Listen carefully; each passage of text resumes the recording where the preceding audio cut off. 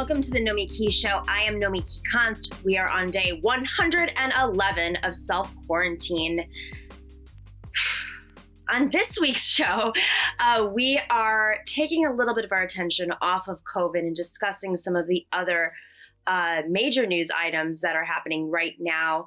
We have Kate Brickley from the Daily Beast. She's going to talk about what's going on with this crazy scandal involving Ghislane Maxwell, her arrest, what's happening next, what could the potential implications be for the greater political and power brokering world of lifestyles of the rich and famous.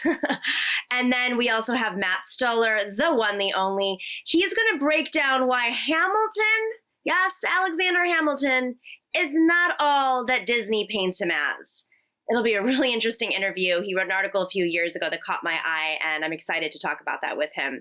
I hope you all are safe, you are well, you are wearing your masks. I am back home, as you can see, and for those of you at home listening on your as a podcast, we are home in New York, and I'm shocked right now because I've taken a couple of walks around my neighborhood for fresh air to get groceries, and I'm really shocked living in Queens, especially how few people are wearing masks. I would say 3 out of 10 people I pass on the street is wearing a mask completely. Another 2 out of those 10 have the mask around their chin, not on their mouths and their noses. And then the rest just aren't wearing masks. So I feel like I am playing a game of pandemic Frogger, trying to navigate the streets. It's incredibly stressful.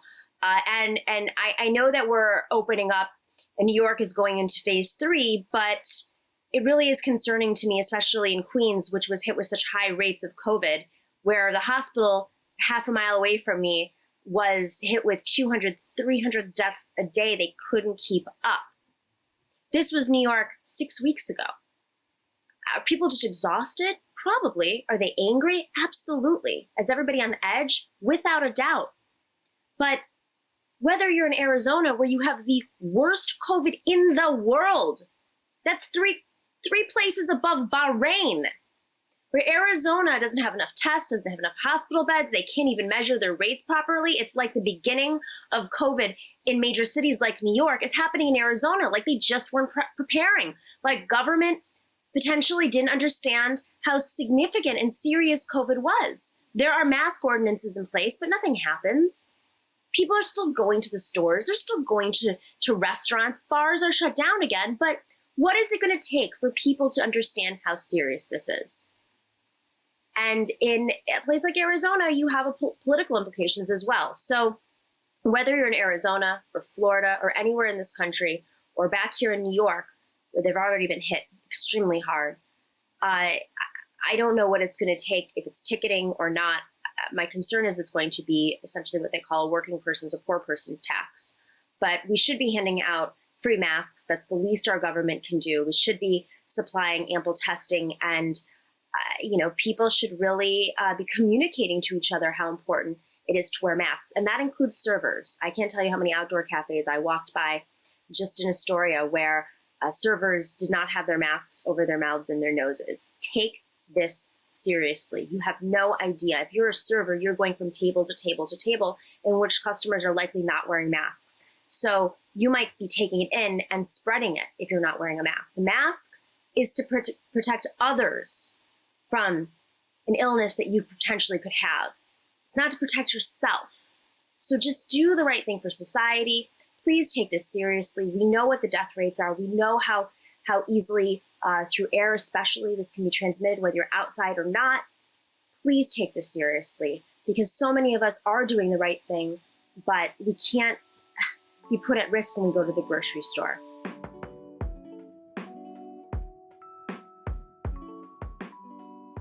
The Jeffrey Epstein story is just an ongoing shocker. Ghislaine Maxwell, who's been described as his madam, has now been taken by the law. She is going to be facing her own legal consequences pretty soon, or questions. We have a reporter from the Daily Beast, Kate Brickley. She's been covering this beat, and it is shocking. Every single time I read a story, I'm like, everybody's worst conspiracy theories have pretty much been validated about like the powerful and the rich. CIA's involved, Mossad's involved, you have presidents and world leaders involved and billionaires. I really can't even, I mean, it's hard to make this kind of story up. Kate, like, you've been covering this the last, several months, at least since Jeffrey Epstein was found dead. Where are we right now in this process? Right now, we are, on the cusp of potentially some real justice for the victims.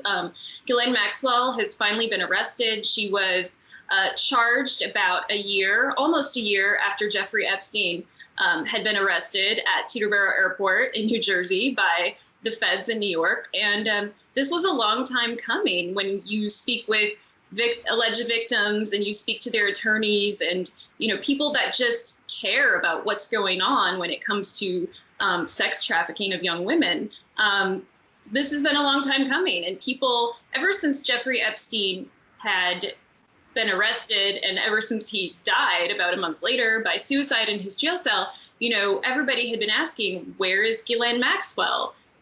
Everybody was looking for her. The press was speculating. There were a bunch of red herrings. There was a photograph of her that popped up in California eating at an In-N-Out burger, supposedly. Some people believed that photo was a plant. Some people thought she was hiding out at a Massachusetts tech guy's estate. Nobody could find her. And so this arrest has really driven home the point that prosecutors in New York really took this seriously. Before Ghislaine was arrested, I had been speaking, just days before, I had been speaking with some of the victims in the case, and they had expressed frustration. They felt like they were in purgatory. Nobody was being arrested. There were clearly so many co-conspirators in this case, and it seemed like nobody was being held accountable. And I think Ghislaine Maxwell is perhaps the key to all of that. She knows all of the secrets. And I think a lot of rich and powerful people are very worried about what kinds of things she might tell investigators. So let's talk about some of these folks. Jeffrey Epstein had multiple residences. He had an island in the Caribbean. He had a compound in New Mexico, very large, like over 100 acres or something, in New Mexico, very private, and in Paris, I believe, as well. And he had somehow developed this catalog of rich and famous folks, but was it always because he had this system of trafficking girls, or was it a product of being, around all these rich and powerful? Like, what came first, the rich and powerful, or the human trafficking that led to the rich and powerful? That's a really good question. And I think it's something that we hopefully are going to learn more about now that Ghislaine was arrested. But a lot of observers feel, or it's been speculated, that Ghislaine Maxwell was the key to Jeffrey Epstein's connections. Ghislaine Maxwell had moved to New York in the early 90s after the death of her father. He had died under these murky circumstances. He had fallen off of his yacht, called the Lady Ghislaine. And after his death, it had been discovered that he had plundered his employees' pension funds. Millions of dollars just stolen from his own employees. So the Maxwell family had lost their fortune, essentially.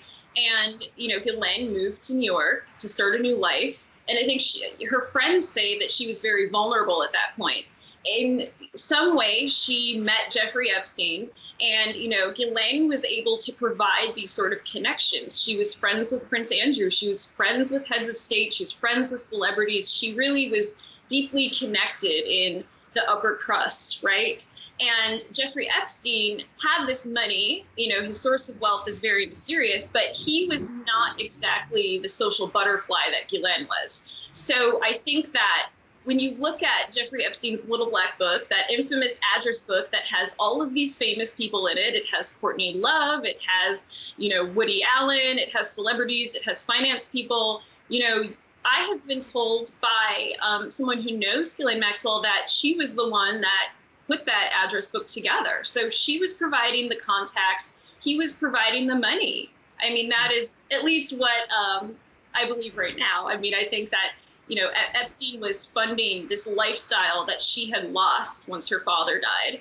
And, there's questions as to why Ghislaine got involved allegedly with this trafficking scheme. She stayed in it, supposedly, according to victims and according to civil lawsuits. She had stayed in this for such a long time, and you have to wonder why. It's interesting because, now that he's dead, is it that hard to really investigate his finances? You'd think that people would be coming forward, whether it's money managers or the government would be able to seize his assets and delve in a little bit more. But that seems to be an area that's people talk about. It was mysterious and it sort of was built off of something, but we don't know what it was built off of. Has there been any sort of investigation that you know of post-mortem to assess where these finances come from? Because perhaps that could lead to how this trafficking scheme really was orchestrated.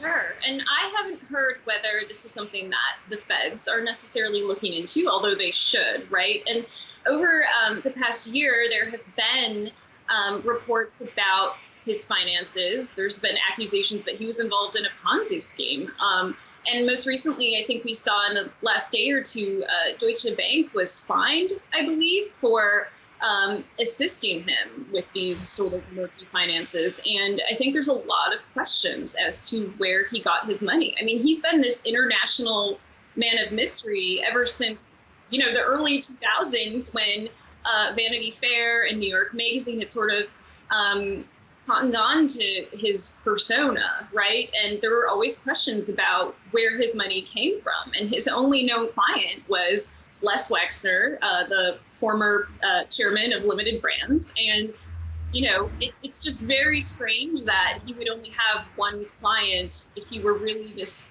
prolific hedge fund manager. And just for those who may not know who he is, Limited Brands includes Victoria's Secret. So, interesting association.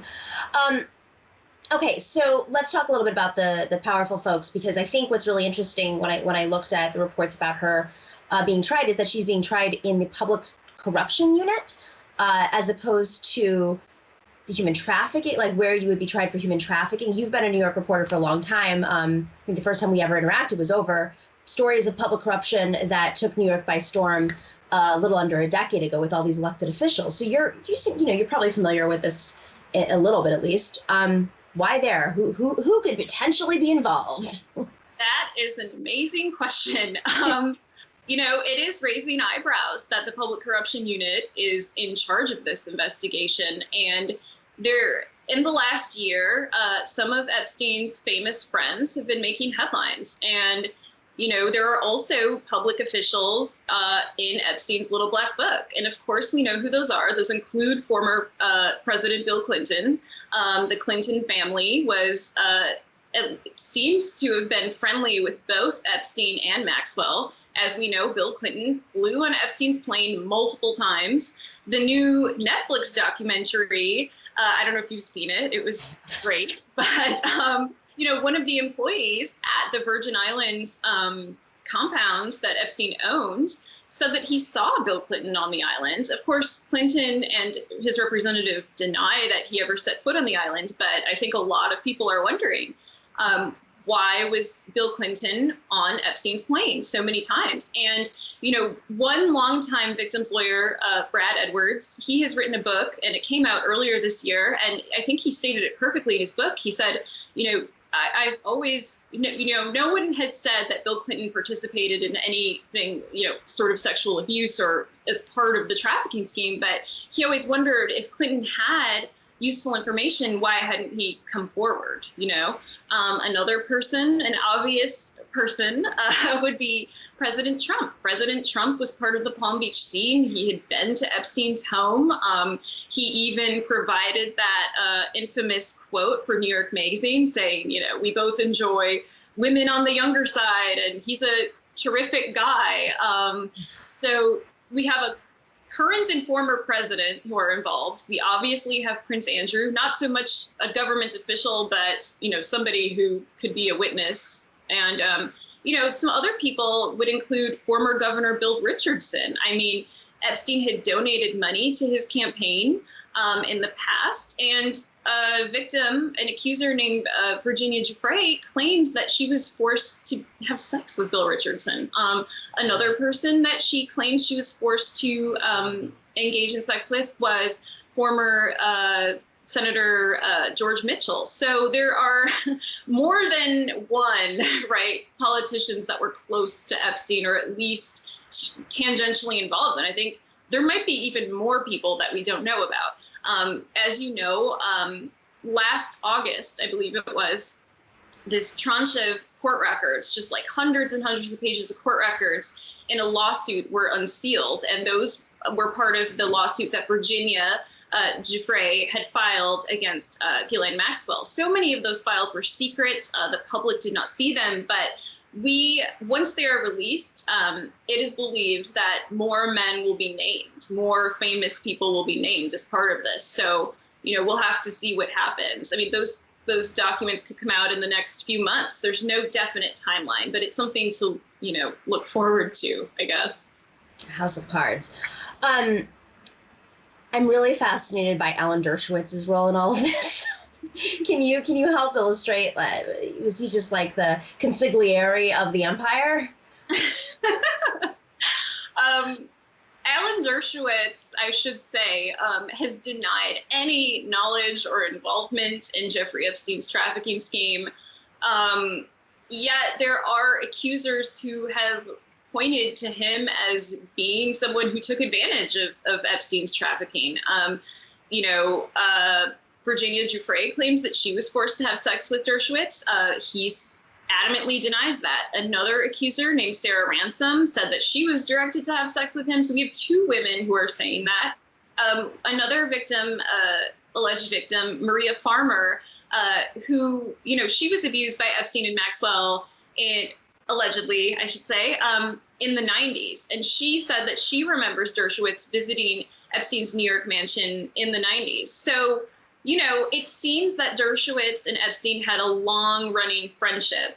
And it was Dershowitz who helped, broker this very controversial plea deal that Epstein secured in Florida in 2008. I mean, Epstein essentially got a slap on the wrist for abusing dozens of underage girls in Palm Beach, Florida. And it was because of lawyers like Alan Dershowitz that these victims were silenced. And it's puzzling that even recently, in the last few days, Alan Dershowitz has come out with some sort of essay saying that Ghislaine Maxwell is innocent. So you do kind of wonder what his role is in this whole thing. It should be noted also that Alan Dershowitz says that once these unsealed court records are released, it'll prove his innocence. I mean, Alan Dershowitz will talk to anybody about how innocent he is, and he had nothing to do with it. So that's something else that remains to be seen.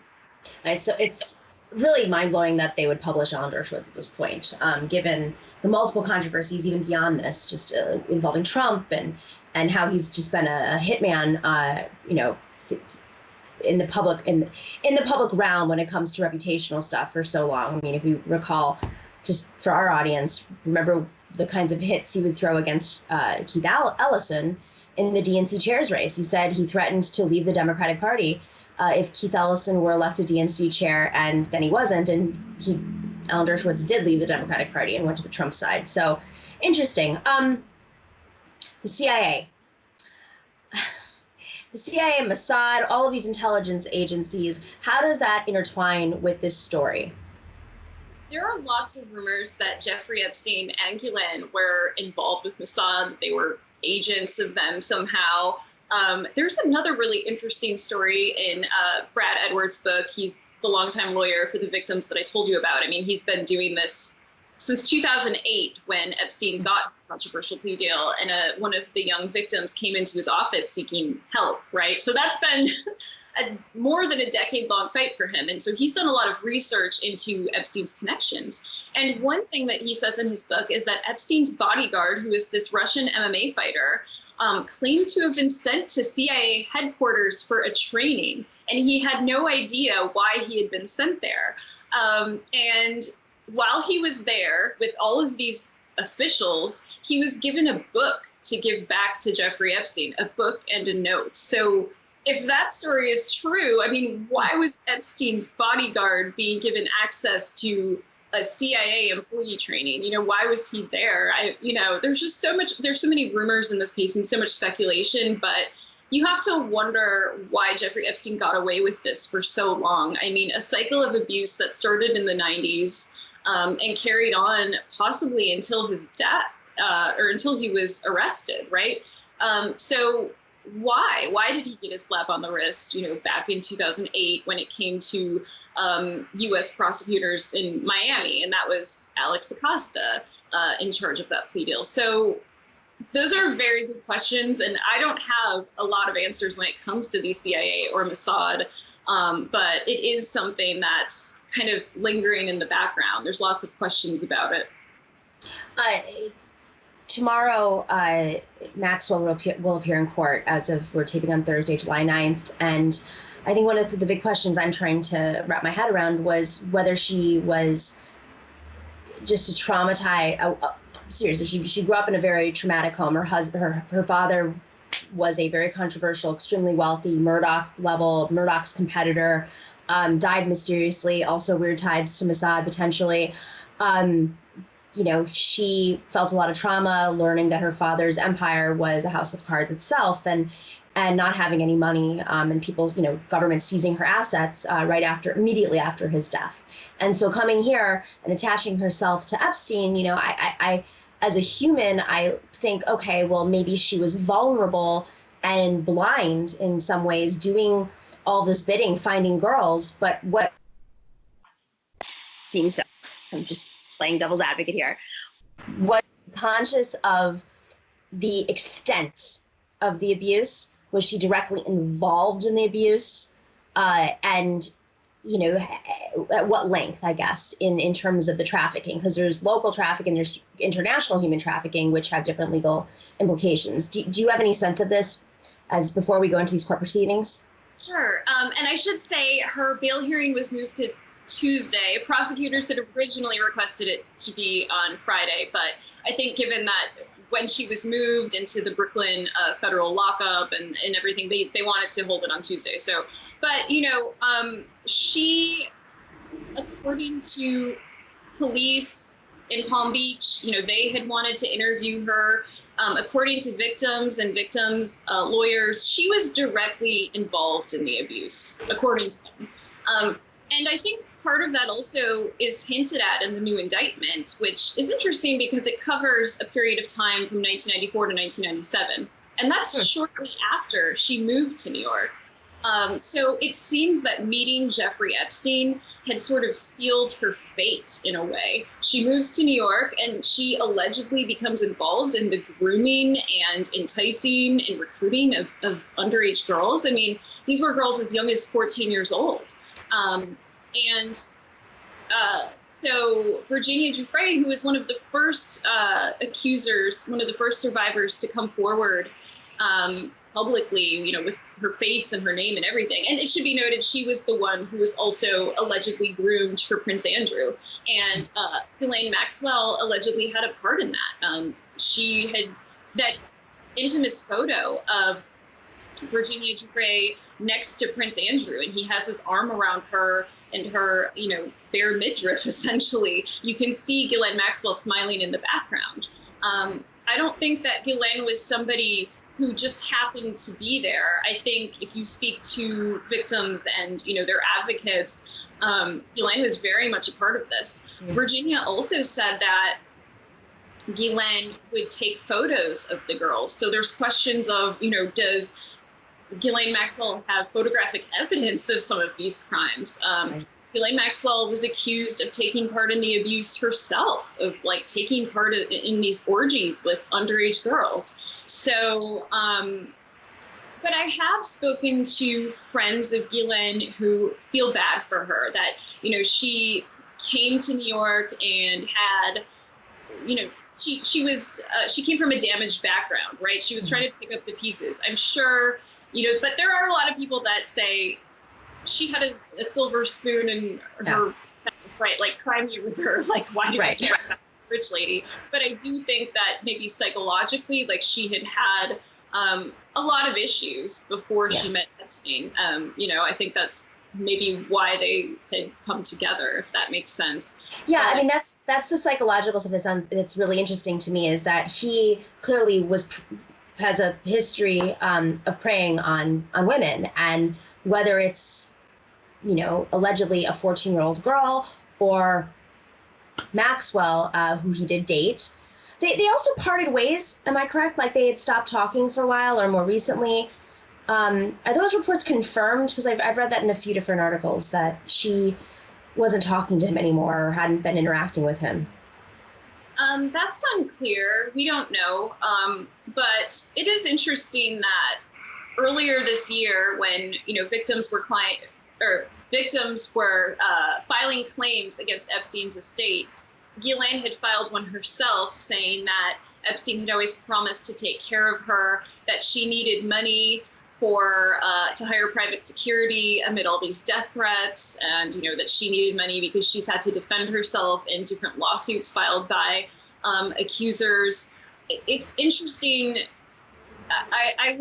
It's hard to believe that she would have stopped talking to Epstein completely, because she was so involved in his world for so long. But that's a good question. I mean, when is the last time she spoke to him? I think, without a doubt, as soon as he was arrested, she probably fled. So, yeah, exactly. Per legal advice, if anything.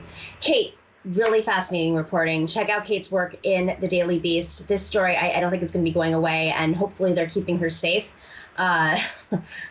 We know we've seen this happen before.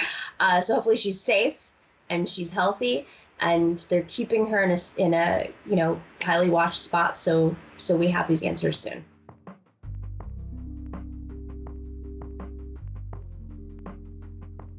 Thank you for watching and listening to the Nomiki Show. Make sure to click like and subscribe on YouTube and share with everybody on social media.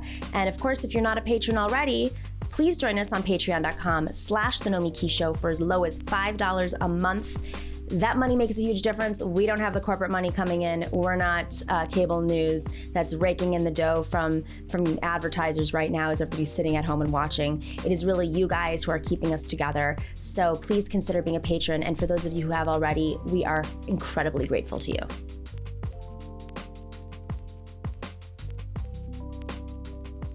Our next guest is the author of Goliath, the 100-Year War Between Monopoly Power and Democracy, and he's the Director of Research of the American Economic Liberties Project. Quite a mouthful. Does that fit on your business card? Matt Stoller, thank you for joining us today. Thanks for having me.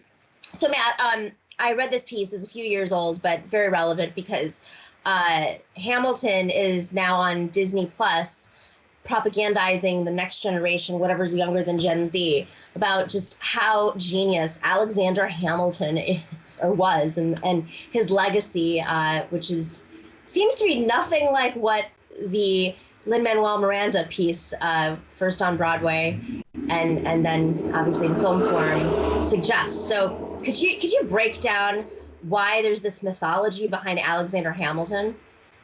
Yeah, so first, like, the play and now I guess the show is really fun, right? So the songs are catchy. I enjoyed the songs, and it's fun. So there's nothing wrong with liking it. But I got interested in the politics of Hamilton in 2016. I guess it came out in 2015, and then it became a whole big thing. And in 2016, as Trump started gaining steam, more and more people on the elite world on the right and the left started to sort of use Hamilton as a kind of moral blankie, right? Like they would hug Hamilton tight to their chest. Like whenever I get upset, someone from the Pentagon was like, whenever I get upset about the state of the world, I put on Hamilton, the soundtrack to Hamilton, and listen to it.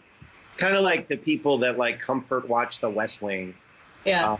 It's actually the same people. And I was like, this is very weird. It appeals to this very sort of elite group.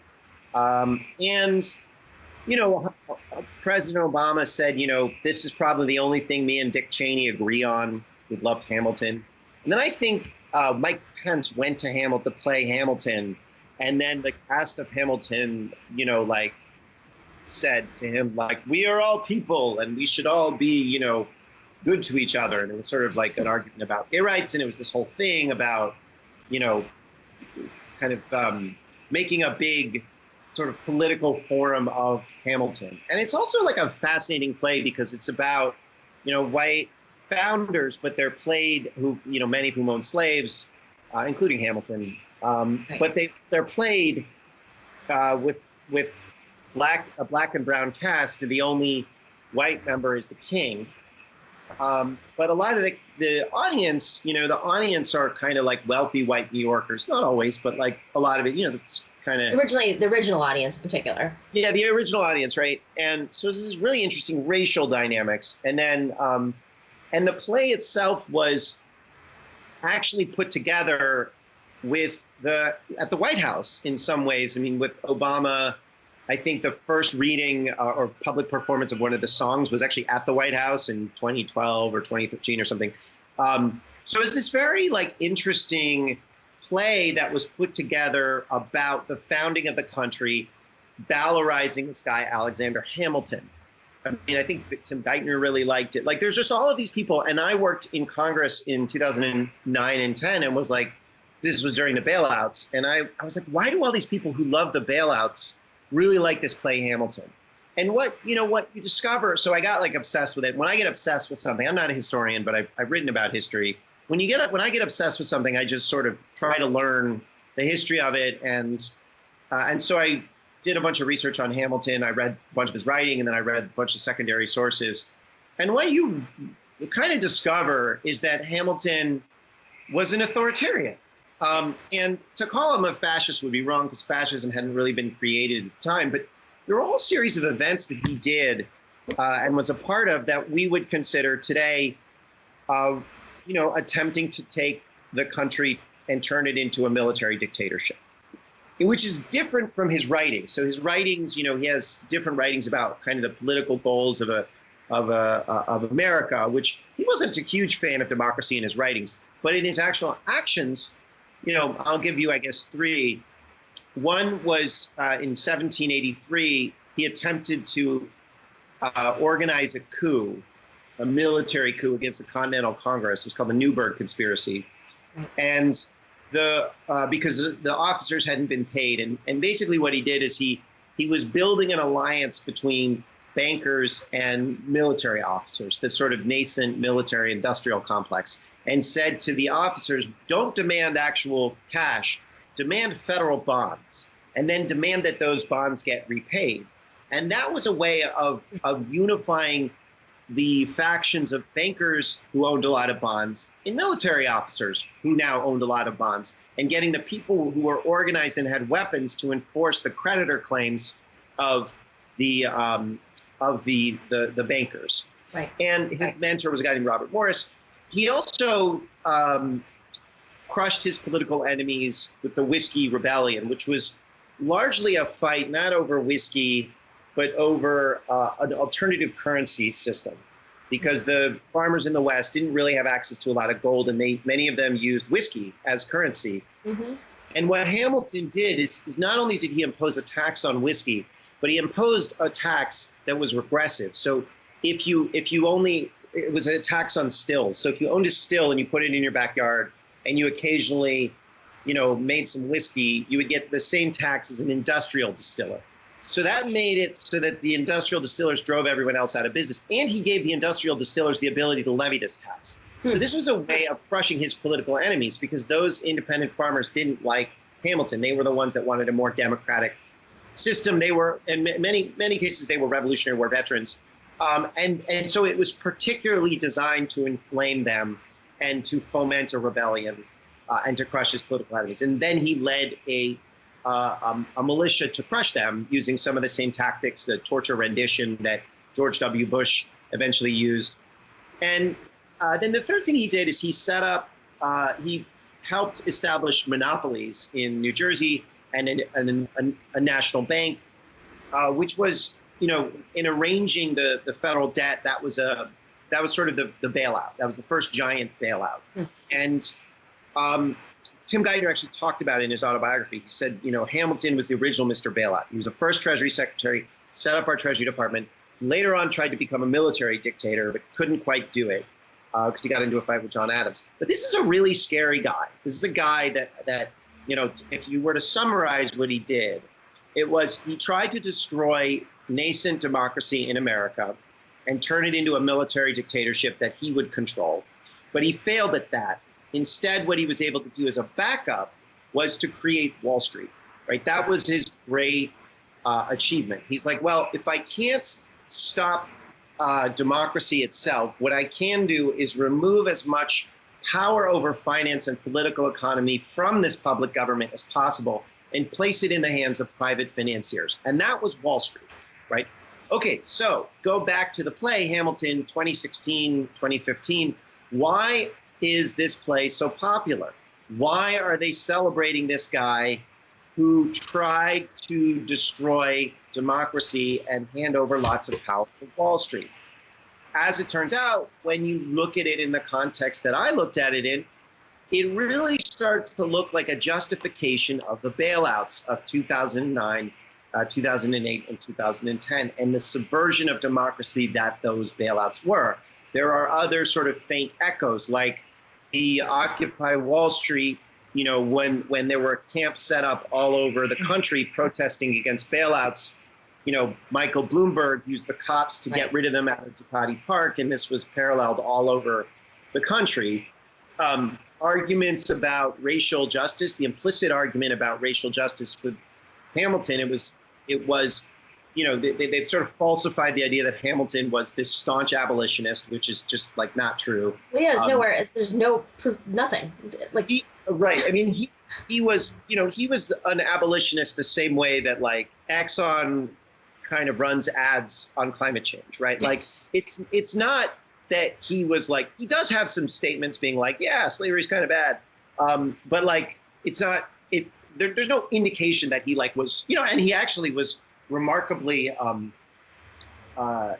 he was a cynic about human nature, but he wasn't really racist cynic. He just was like, yeah, no matter what race you are a peon that I can manipulate and use, right? So there's something like really kind of cool about that in terms of it's not racist, but it was not he did not like extend any of his political capital, do anything about it, right, for abolition, and he owned and traded slaves. So there is a dynamic here where they were creating, what they were doing with the play Hamilton, with those particular choices, was to create a social justice narrative to justify bailouts and justify the accretion of power to Wall Street.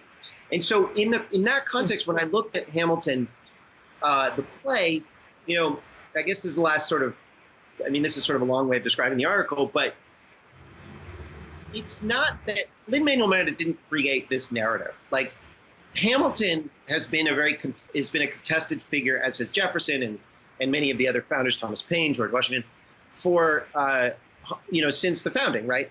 And whether you like Hamilton or not, how important Hamilton is kind of goes up and down in our historical arc, consistent with how popular Wall Street is. So in the 1920s, the Roaring 20s, Hamilton was his hero, right?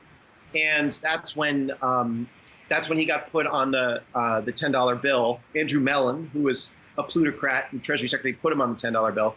Andrew Mellon's the main character of my book, The Lie of the 100-Year War Between Monopoly Power and Democracy.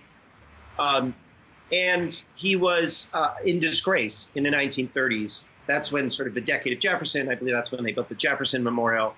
And so it's sort of interesting to see Hamilton coming back in the 2000s. And you have a foundation called the Gilder Lehman Foundation, which is a very right-wing, these are guys, believe in the gold standard, the growth. And they fund a lot of the history, the historical research, much of which is just neutral, much of which is just curating documents. But they fund a lot of the history around these guys. And, I think they fund a bunch of stuff at Yale.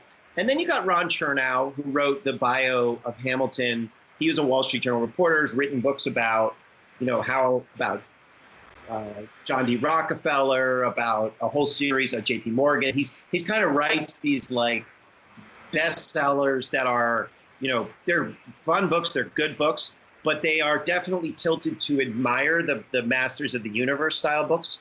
So he writes this book about Hamilton, skips over a bunch of the things that I mentioned, like the Newburgh conspiracy and, some of the other like really scary things that Hamilton did. It kind of pretends they didn't happen.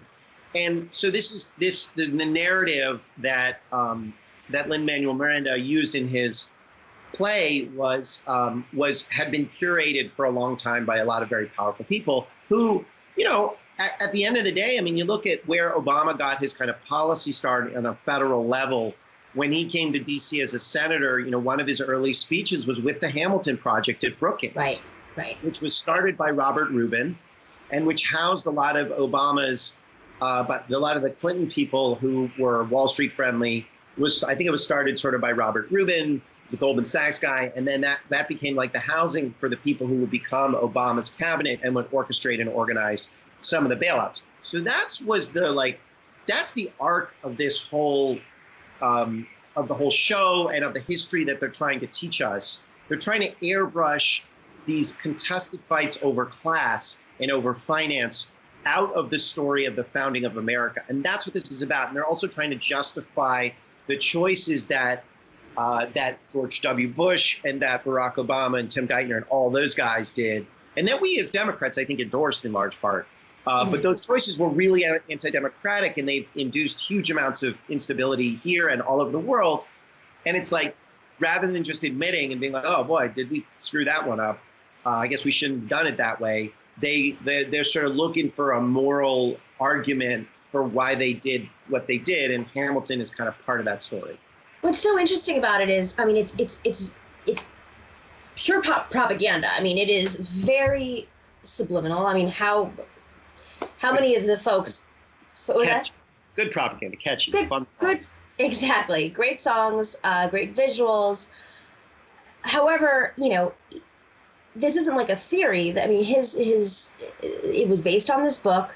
Obviously, it was tested out at the White House, and part of that is because Lin-Manuel Miranda's father is an extremely powerful political consultant based in New York City, who has represented, bondholders, who represented, for our audience who's following this, the Independent Democratic Conference in New York, which was holding up all legislation.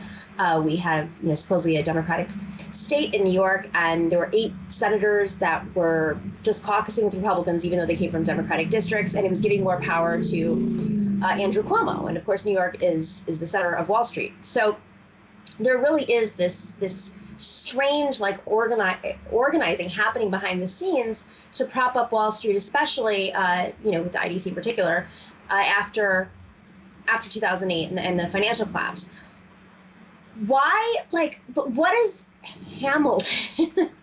How is Hamilton supposed to be the guy who's going to convince us that Wall Street is better rather than some other figure, rather than Obama, for instance, who I do think convinced a lot of Democrats that Wall Street is essentially needs to be bailed out. Not our kind of Democrats, but I think a lot of elder Democrats who may have seen themselves as FDR Democrats at one point were wooed by and swayed by Obama. But Hamilton, I mean, aren't all the founding fathers bad? Let's just play like dummy here. None of them have great reputations. Well, look, I mean, let's people don't understand it in general. To be clear, I don't think it's like a question of good, bad, right? I don't think that's a useful framework, because there are lots of different. The American Revolution was complex. There were many different players. I mean, even the founding fathers is a very, particular rhetorical choice. What I think distinguishes, we can talk about Thomas Jefferson. And one thing that I think is pretty evident is that Thomas Jefferson, slave owner, had raped slaves, Yep. There's definitely not a good guy, right? Yeah. But people certainly do not put him in the same class as Robert E. Lee, right? Or Jefferson Davis. So clearly everyone like acknowledges there's something different about George Washington and Thomas Jefferson than the Confederates. Right. Because they wanted different things. Now, so it's like good and bad doesn't, I think, because I think I would just say, well, Robert E. Lee, if you're going to make a moral judgment, I would say Robert E. Lee and Jefferson Davis, bad, right? Definitely bad. And then Thomas Jefferson is on a different level, right? And I think what you have to do is you have to look at some of the arguments that they were having, right? And the arguments that Jefferson and Hamilton and Thomas Paine and a variety of others were having was over the nature of aristocracy, right? And I think one thing that often gets lost today, because the idea of aristocracy seems ridiculous. It's like men in wigs, right? And it's just like, what does that even mean? But aristocracy was pretty fundamental to how Americans saw what they were breaking from.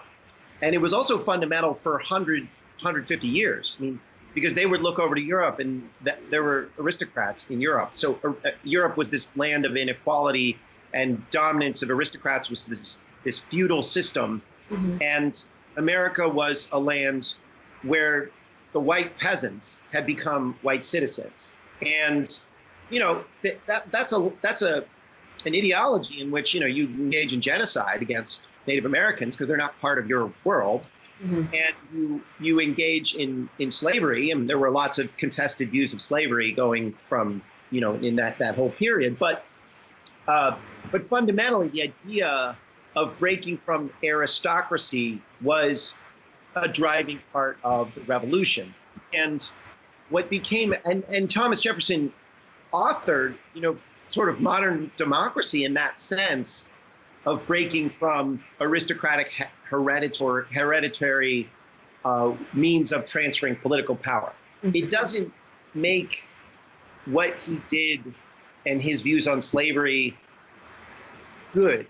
It just makes it, in that particular ideological context, a different player. He just makes him a different player and somebody arguing for something that we take so much for granted, which is a peaceful transition of power and not having men in wigs who hand down titles to their sons. That all seems fantastical, but that's the way the world worked, right? Like that. But Hamilton Hamilton recognized that through Wall Street, essentially. I mean, that's what's so shocking to me is like, how can you go from this post-revolutionary period into having an ideology that is essentially making a president for life, which isn't much different than a king? I mean, Hamilton looked at the British Empire and he said, we don't want to break from that. We want to mimic that. So his view was, you know, let's, you know, because you remember, you know, there hadn't been a democracy, right? When America, or a republic, when America rebelled, like, what do? Right? I mean, every country has a monarch, it has aristocrats, it has a peasantry. How do you set up something different, right? Nobody knows. So they were trying to figure it out. And so it's natural that you would have some people that would be like, well, maybe we should get a king. Maybe we should have aristocrats. Maybe we shouldn't trust the people, right? That's a crazy notion. And Hamilton was one of them. Hamilton he thought of democracy as a disease, right? He's called it a disease. He didn't trust the public. He didn't believe in democracy. And and he was open about it. I mean, the 1790s were a period when, you know, the idea of democracy, peaceful transitions of power through elections was a contested notion. So in 1800, when you had the first peaceful transition of power from one party to another, that was considered the revolution of 1800. It was when, in many ways, that American revolution the Constitution became real. Now, it did so happen that I think Virginia and North Carolina started mobilizing their militias because I think the Federalists had started to put together a plan to just overturn the election through, you know, by just fucking with the electors. So it's not like it was a near civil war, right? I mean, we kind of airbrush a lot of these are not things that are commonly like taught or understood, stuff I didn't know until I started looking into it. But so it's not weird. It's not weird in the 1790s that you would have fights over whether democracy was a good thing. But Hamilton lost so overwhelmingly. The Federalists lost so overwhelmingly the party never existed again, that we just can't even really imagine that we would contest whether democracy and elections are a good thing. It's just unimaginable. A lot of the things that we're dealing with then, aristocracy, hereditary kings, the vestiges of feudalism, that bringing that stuff back is unimaginable in many ways. Now we have new ways of talking about it. Like a lot of our aristocratic notions are embedded in our corporations. They're embedded in our banks. They're embedded in Wall Street. But we have this weird dynamic in America, and I think all over the world, where we set up systems like meritocracy to show that we deserve it or whatever. But it's similar. It's like similar dynamics. But we still just like, even the worst person, in politics isn't going to say, yeah, I don't think we should have elections. I think, we should have just like a dictatorship. That's just not okay. Right. And that's because Hamilton lost, right? But because it seems unimaginable, it's like you can put on a play where you make Hamilton seem like a multicultural guy that was pushing for modern America, which is just like crazy and not like, it's just crazy, and it's just not historically accurate at all. It's also strange just because it's like, that's not even who he was. He was not. No, he wasn't. He was like, if he watched that play, I mean, or if you were to say to him, you resurrect him and you say, do you think democracy is a good system? He'd be like, no. He wasn't ashamed of it. It wasn't, he had views about how to structure a society, and democracy wasn't a part of it. But I mean, even as multicultural, yes, he was born in the Caribbean, but he was not a legitimate child of your aristocracy. So why would he be? It's, even from that perspective, as based on an actual history, it's fascinating to see how he came to believe, to come forward with these beliefs when it didn't actually necessarily benefit him or people like him. Well, it was an extraordinary. I think one thing to be clear about is that Alexander Hamilton was a genius and an extraordinary man. So I believe that he was born, I think his father might have been an aristocrat, but he was, yeah, exactly. And part of it is also like, one of the strangest parts, is they sort of portray him as an immigrant because he came from the Caribbean, but that's like that's nuts. Like, it was all part of the British Empire. Like, he wasn't an immigrant, and the Federalists passed the Alien and Sedition Acts, right? Like, which is super, super nativist. Like, the idea that he's, that he's like pro-immigration is just like, it's just, it wasn't necessarily consistent over time, but it's just weird. A lot of the arguments, and they're clearly designed not to tell, the story about who Hamilton was, but to tell a story about why why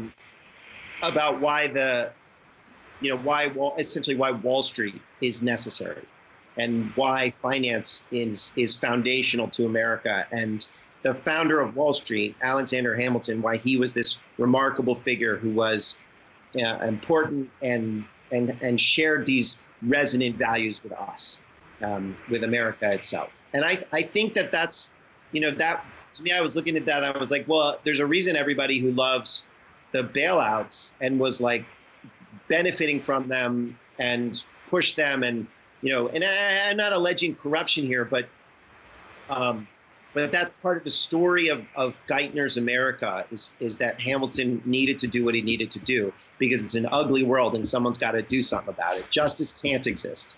The other thing I just want to point out about Lin-Manuel Miranda, I think his dad, you talked about how I think he represented, and I could be wrong about this, but I think I saw that he represented bondholders who held Puerto Rican bonds. Puerto Rican bonds, yeah. Yep.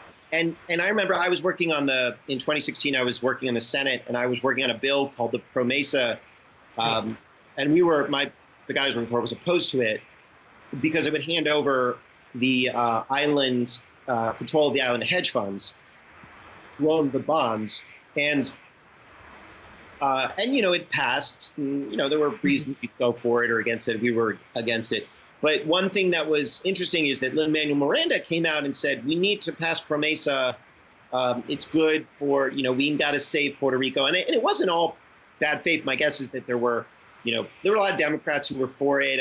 There was definitely arguments why you needed to do this, but it was definitely it was sort of a moment when I was like, huh, there is a use of power here that strikes me as I think on brand for Hamilton, right? I mean, I think Alexander Hamilton would have supported the PROMESA legislation. I think he did want rule by financiers, but it was, you know, it's sort of interesting to watch that and to kind of play in real time the politics of Hamilton and how it's working in Puerto Rico, which you can see right now, it's not working out well.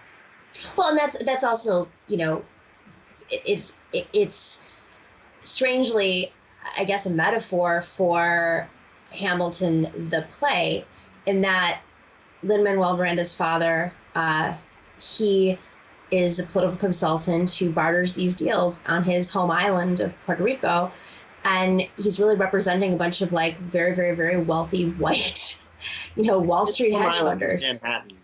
I mean, well, I'm Puerto Rico. Yeah. And they run this. Dad lives in Manhattan now. I mean, Yes. But you know, so one thing that was kind of funny about, I wrote a piece of legislation on how to deal with Puerto Rico. But I want to explain how actual the bailout that Hamilton engineered was so important. So a lot of people make the argument that Hamilton was trying to pay off the national debt and he had to assume state debts and make them federal. So that was one of the first laws passed after the Constitution was ratified, the Assumption Act, to bring all the state debts and make them federal. Well, one of the things that happened, that was what Tim Geithner referred to when he called it the first bailout. One of the things that happened is that Alexander Hamilton, like the Continental Congress and the states had been paying soldiers with IOUs, aka these state debts. And these these soldiers were basically, these debts were useless. And they went back to their farms and became, they were farmers. And these IOUs were worth nothing. And so Hamilton starts engineering this plan to have the federal government assume these debts and then gain the taxing power so they could pay their bonds. And that would make all of these bonds and these IOUs worth 100 cents on the dollar. So Hamilton told his buddies, hey, go throughout the country and get the farmers to sell you their IOUs for pennies on the dollar, and then they'll be worth 100 cents on the dollar. And that's what happened. And they instantly created a whole crop of millionaires who were Alexander Hamilton's political allies. That was his strategy to build the Federalist Party, is you will have the wealthy, you will create a wealthy class of aristocratic financiers. Some of them will have military power. So a lot of officers had a bunch of bonds. And then that would create the backbone of a great new empire.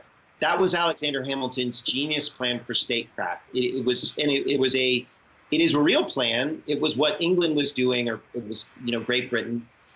And that's what Geithner was mimicking, right, in 2009. Like, that's what they were doing. That they believe the power of America comes from the union, the backbone of Wall Street, the fluid capital markets, as David Brooks put it, the engine of capitalism, which I don't think is the engine of capitalism, but that's what these financiers and this strong, powerful, aggressive, expansionist military class.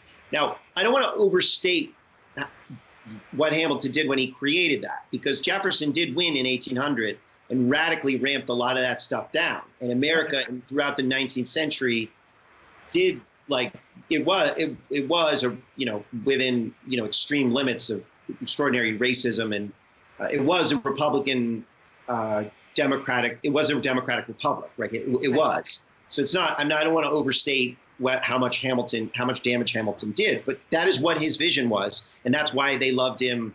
A lot of the people that loved him in 2016. It's buying distressed assets, to delivering them to your cronies, and having an extraordinary amount of power over modern day peasants, and using their labor. I mean, it really is, actually, it did work out at the end of the day. Yeah, but if you believe, as I think Hamilton did, and Robert Morris and a bunch of the people in that era, and I think Geithner too, like, there's a view that, like, the people can't handle it, right? There's a view of technocrats believe that the public isn't smart enough to know what's good for them. people at Google believe this. We're going to organize the world's information. Like they'll organize it for you. There's an implicit, a lot of the bankers, the top bankers believe this. And so if you believe that people are not smart enough to handle their own politics, then a lot of this stuff seems really natural, because what you would want to do is put power in the hands of experts. And experts are often people who have a lot of money, right? And, I wrote a piece showing that the Federal Reserve, every single governor of the Federal Reserve, the appointed governors, actually every single governor is a multimillionaire, which is a problem because the Federal Reserve is supposed to handle credit allocation. And you probably want some people on there that have experience with student debt or credit card debt or being harassed by a debt collector. So you don't want everybody on there to be like that, but you also don't want everybody to be a multimillionaire, because then specifically to own certain financial assets, because then they're only going to see the world in one particular way. You want a diversity of views. And I got some pushback. Most people were like, oh yeah, that makes sense. But I did get some pushback from people who said, well, do you really want people that don't have any money to be on the Federal Reserve? And people who are good at dealing with money are going to be rich. And so that's who you're going to want to put at the Federal Reserve. And it was like this interesting dynamic where there really is a strong belief that people who are winners, who are powerful and successful, that they're powerful and successful because of their own merit, and they're the natural sort of ruling class, and they should rule. And the rest of us should just sort of suck it up. And of course, it's, there's a lot of problems with that, mostly that there's not that much social mobility anymore. So people are often oblivious to systemic issues. Yeah. Exactly. And they inherit it, or they have been born in the right place at the right time. But fundamentally, you have a country which I think is like kind of tearing itself apart. I think that's kind of what we're seeing now. Is that. So anyway.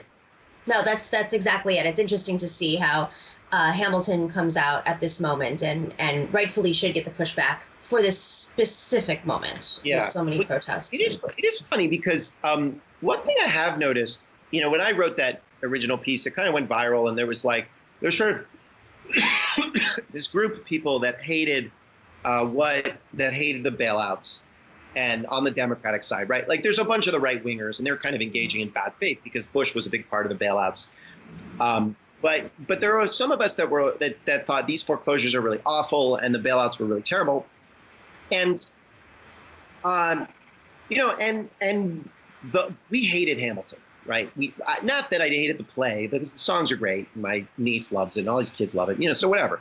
But what they were the politics of Hamilton, like a lot of people like me, we had the feeling that something is off. And I spent 6 months to try to figure it out and wrote this piece. And a lot of people were like, okay, that's right. That says what I feel is off about this.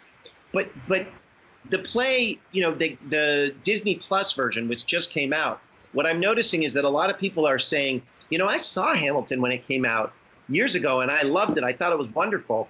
And, it's great. It's really fun to watch, but it feels like a different era. Like, and so there is a sense, I'm just like, well, I still feel the same way. I hated it then, I hate it now, right?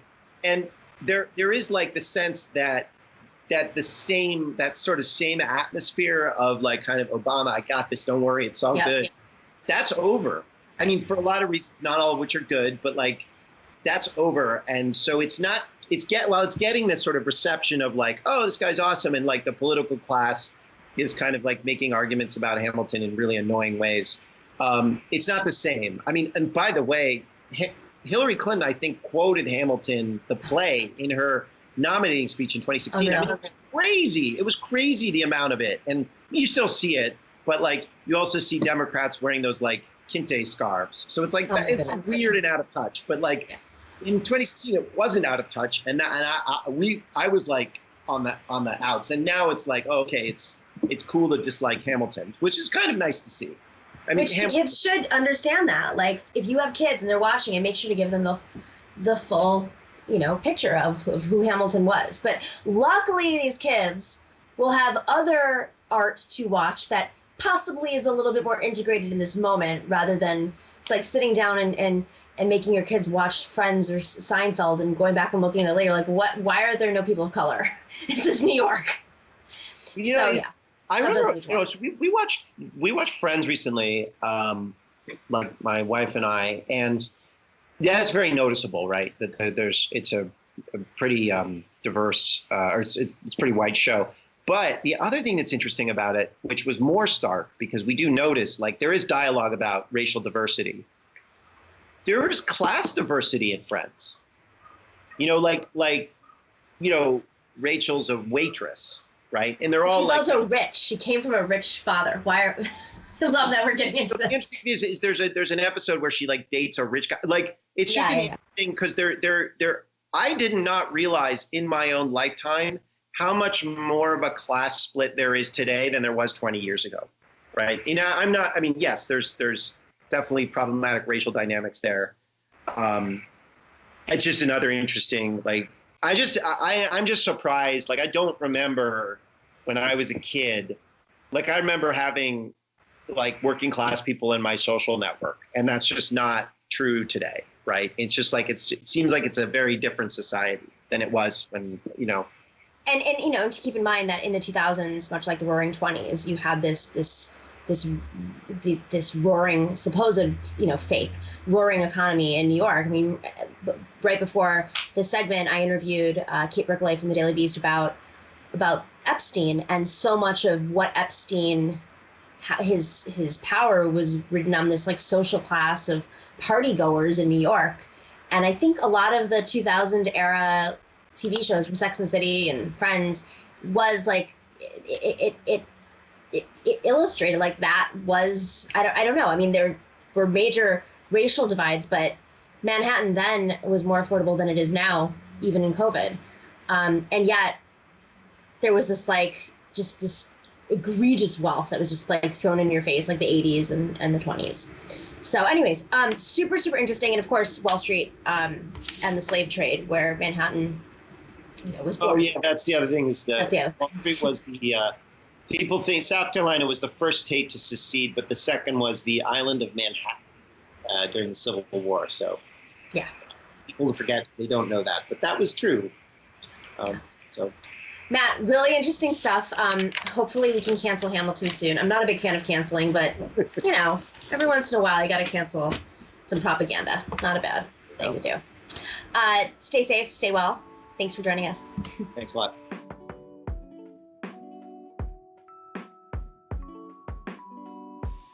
Thank you to Kate Brickley and Matt Stoller, as well as Dorsey, our producer, Kelly and George. And make sure to stay safe, wear those masks. We will see you next week.